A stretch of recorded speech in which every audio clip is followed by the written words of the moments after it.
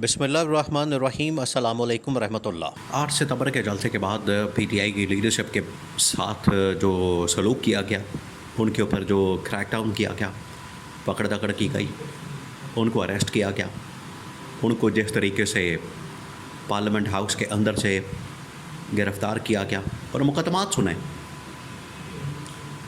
जो मुकदमात इनके ऊपर बनाए गए, जो एफआईआरें काटी गई, जो पर्चे उनके ऊपर काटे गए, ये अदालत की तारीख़ में और मुकदमात की तारीख़ में पहली मरतबा इस तरह के मुकदमात हुए हैं, पर्चे हुए हैं कि किसी की वक्की के अंदर मुक्का मारा है, किसी को जो है वो आंख मारी है, किसी को छेड़ा है, किसी को कोनी मारी है। इस तरह के मुकदमात, कोई हाथ लगा के चला गया है, इस तरह की एफआईआर के अंदर बातें की गई हैं।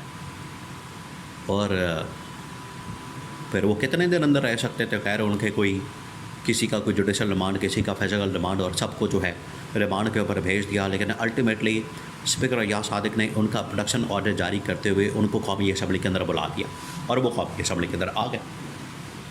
आके उन्होंने जो अपना नुक्ता नज़र है वो सामने पेश कर दिया और रख दिया और सारी कहानी खोल के बयान कर दी कि हम तो पार्लियामेंट के अंदर बैठे हुए थे और पार्लियामेंट के अंदर जो है इन लोगों ने धावा बोला, हमला किया और आके गिरफ़्तार कर लिया। अब स्पीकर अय्याज सादिक यहाँ पर कर रहा है डबल गेम। और स्पीकर अय्याज सादिक किसके कहने पर कर रहा है डबल गेम? शहबाज शरीफ के कहने पर।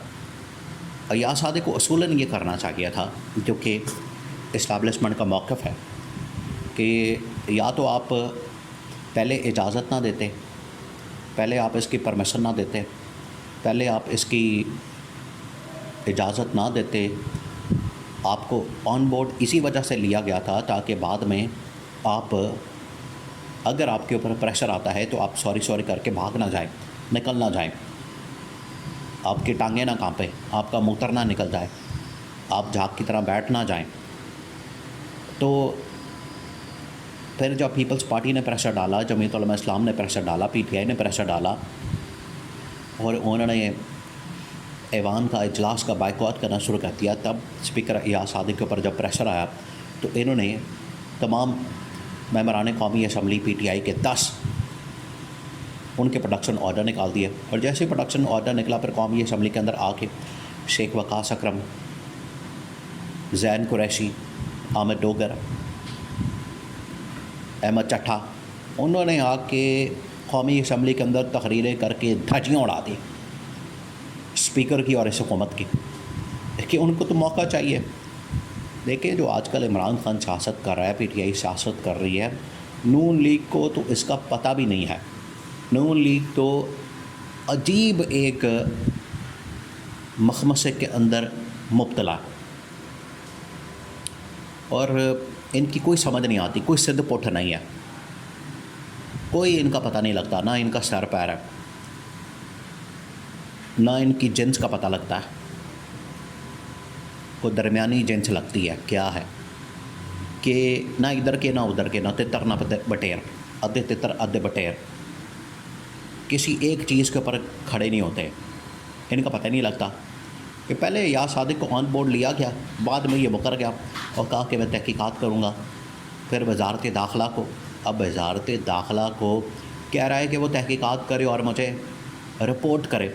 अब वजारत दाखिला के ऊपर बैठा हुआ शख्स मोहसिन नकवी, और इतना ताकतवर आदमी है कि वो अय्याज सादिक जैसे कई बंदों को इधर उधर हिला हुलू के परे मार दा, इतना वो ताकतवर आदमी है। आपने वजारत दाखिला को चैलेंज किया, उसके ऊपर आपने इंक्वायरी का कहा है, तो वजारत दाखिला के मातहत इस्लामाबाद की पुलिस है और इस्लामाबाद के आईजी की आपने क्लास की है। इस्लामाबाद के आईजी ने फिर अय्याज सादिक की क्लास की है और ये मामला फिर मोहसिन नकवी के नॉलेज में आ गया है। आईजी इस्लामाबाद भी तो मोहसिन नकवी का आदमी है, तो मोहसिन नकवी के ऊपर हमला, आप समझें कि ये इस्टेब्लिशमेंट के ऊपर हमला, और इस तरह से ये पीछे भागना, ये इस्टेब्लिशमेंट के साथ दो नंबरी करने के मुतरादिफ है। इसके ऊपर जो है वो जिस किस्म का रद्द-ए-अमल और रिएक्शन आ रहा है, उसकी वजह से अब मामलात बहुत ज़्यादा बिगड़ गए हैं। देखिए, मिलिट्री कमान ने जिस वक्त ये हुकूमत साजी हो रही थी नून लीग को हुकूमत दी जा रही थी, इनको बंदे दिए जा रहे थे, इनको हुकूमत दी जा रही थी, इनके लिए सारा स्टेज तैयार किया जा रहा था, पक्की पकाई इनको रोटियां दी जा रही थी। वो तो इस मकसद के लिए किया जा रहा था कि मुश्किल वक्त में ये इस्टेब्लिशमेंट के साथ खड़े होंगे, मुश्किल वक्त में ये इस्टेब्लिशमेंट का साथ देंगे, मुश्किल वक्त में ये इस्टेब्लिशमेंट की हिमायत करेंगे, इस्टेब्लिशमेंट का तहफ़्फ़ुज़ करेंगे। लेकिन पिछले 6 महीने के अंदर इतने वाक़यात हुए हैं, जब भी इस्टेब्लिशमेंट के ऊपर कोई मुश्किल वक्त आया है, ये दौड़ गए, ये भाग गए। इनकी इतनी सलाहियत ही नहीं, इनके अंदर इतनी काबिलियत ही नहीं। देखिए, ये खड़ा होने की हिम्मत कहाँ से आती है? अगर आपने किसी इदारे के साथ कोई नज़रिए के ऊपर, किसी सोच के ऊपर खड़ा होना है, पहले तो आपके पास नज़रिया भी होना चाहिए, सोच भी होनी चाहिए।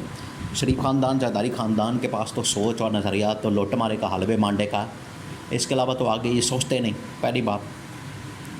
और अगर आपका कोई नज़रिया है तो फिर आवाम आपके साथ होनी चाहिए, आवाम की सपोर्ट और हिमायत होनी चाहिए। इमरान खान के पास आवाम की सपोर्ट और हिमायत है, जो इमरान खान की स्ट्रेंथ है। इनके पास क्या है?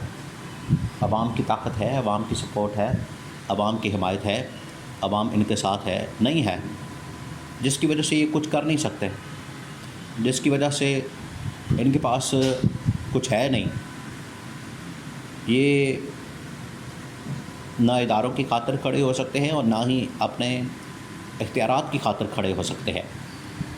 नवाज़ शरीफ ने ऐसे नहीं सियानापन दिखाया, उसने कहा कि मैं इस तरह की गवर्नमेंट में जाऊंगा नहीं, क्योंकि मुझे पता है इस तरह की गवर्नमेंट में तो मैंने जाके ज़लील होना है, हर रोज़ आके मुझे छितर मारेंगे, लतर मारेंगे।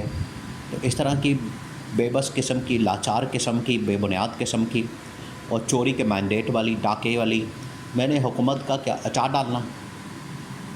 नवाज़ शरीफ पहले ही निकल गया था और इस्टेब्लिशमेंट ने इनको समझा दिया था कि ये इस किस्म का, शहबाज शरीफ जिस किस्म का नकम्मा आदमी है और बिल्कुल ना अहल आदमी है।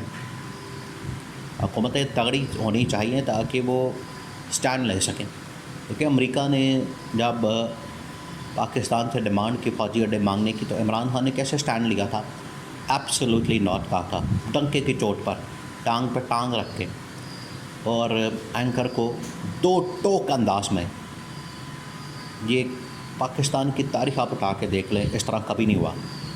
मुशर्रफ को भी कॉल आई थी, अब हमारे साथ हैं या नहीं, वो लम्हे पै गया था। इस तरह से कभी भी किसी ने एब्सोल्युटली नॉट नहीं कहा। ये तो वैसे ही शहबाज शरीफ अपने आप को कहता है कि मैं बेकारी हूँ और सारा मुल्क, जिस मुल्क जाता हूँ लोग मेरा मजाक उड़ाते हैं।